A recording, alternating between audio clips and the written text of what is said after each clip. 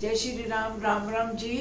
आज हम मंदोदरी जो राम की महिमा गाती है और रावण को समझाती है उसका भाग 4 करेंगे। पहली बार मंदोदरी ने रावण को समझाया सुंदरकांड में जब हनुमान जी ने लंका जला दी।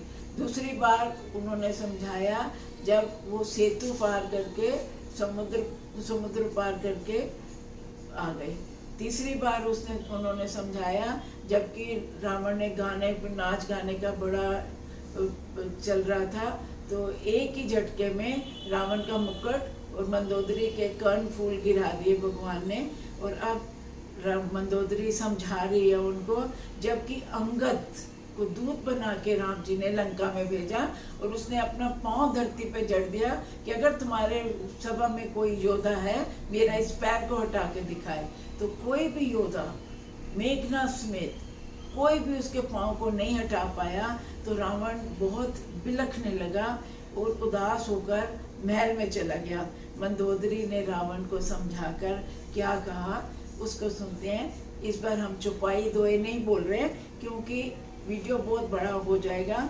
ये जो विवरण है चौपाइयों का लंका काट के दोहा नंबर 35 के बाद आपको मिलेगा। अब हम इसका क्या समझाए मंदोदरी में, उन चौपाइयों दोहों का अर्थ बोलेंगे। हे काल, मन में समझकर कुबुद्धि को छोड़ दो। आप में और रघुनाथ जी में युद्ध शोभा नहीं देता। उनके छोटे भाई ने एक जरा सी रेखा खींच दी थी, उसे भी आप नहीं लांघ सके। ऐसा तो आपका पुरुष तत्व है।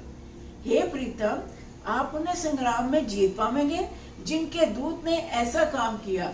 खेल से ही समुद्र लांघ के वानरों का सिंह हनुमान आपकी लंका में निर्भय होकर चला आया।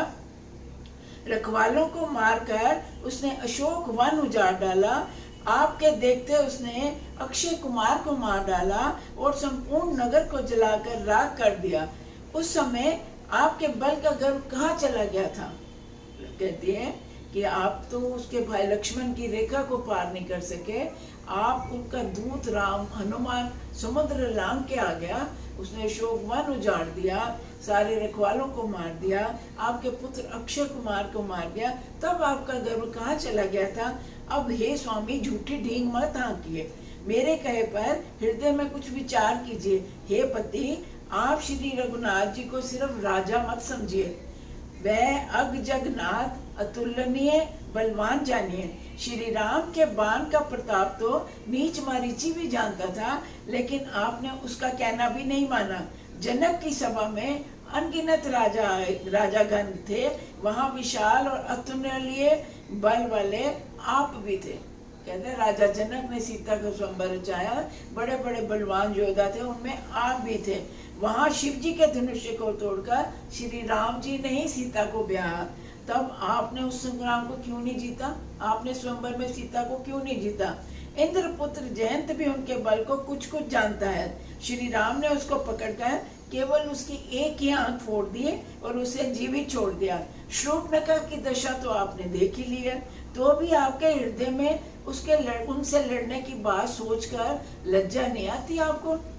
जिन्होंने विराट और खरदूषण को मारकर लीला से एक बंद को मार डाला और जिन्होंने बाली को एक ही बाण में मार दिया। हे दशकन, आप उनके राम के महत्व को समझिए, आप उनके महत्व को समझिए। जिन्होंने खेल से ही समुद्र बंधा लिया, जो प्रभु सेना सहित सुबेल पर्वत पर उतर पड़े, उन सूर्य कुल की ध्वजा स्वरूप करुणा में भगवान ने आप ही के लिए दूत भेजा। अंगद को आपके लिए दूत भेजा कि आप शायद कुछ फिर भी समझ जाओ। जिसने बीच सभा में आकर आपके बल को उसी प्रकार मत डाला जैसे हाथियों के झुंड में आकर सिंह। रण के बांके अत्यंत विकट वीर अंगद और हनुमान जिनके सेवक हैं, हे पति, उन्हें आप बार बार मनुष्य कहते हैं। आप व्यर्थ की मान ममता मद का बोझ ले रहे हैं। हे प्रीतम, आपने श्री राम से विरोध कर लिया और काल के विशेष वर्ष होने से आपके मन में अब भी ज्ञान उत्पन्न नहीं होता।